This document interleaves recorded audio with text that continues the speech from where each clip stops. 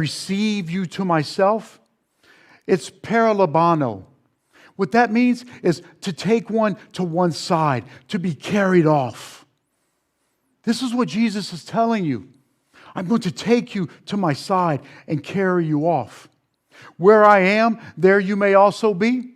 When Christ returns to get His church, there will never be separation from Him. How do we know? Because Paul affirms that in 1 Thessalonians 4.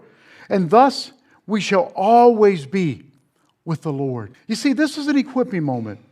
I don't want you to confuse the rapture of the church with the second coming of Christ. On His second coming, you see, on the second coming, Jesus does not take the church up to heaven. He actually leaves heaven with the church and returns to earth. 1 Thessalonians 4, then we who are alive and remain shall be caught up together with Him in the clouds to meet the Lord in the air. This is the rapture. We're coming from earth up.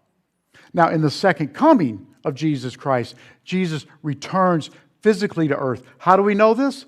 Zechariah 14 tells us. We've talked about this before on the Mount of the Olives. He is going to ascend from the Mount of Olives. He's going to return to the Mount of Olives. And in that day, His feet will stand on the Mount of Olives. What did I tell you about His feet? It means a physical presence. When our feet are planted, it means a structure of governance, of rule, of authority.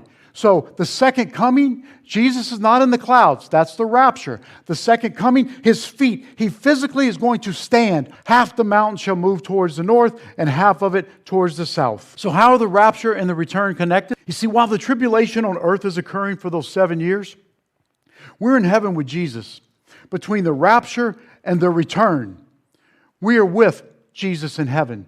What is called in the Bible from Revelation 19, it's called the marriage supper of the Lamb.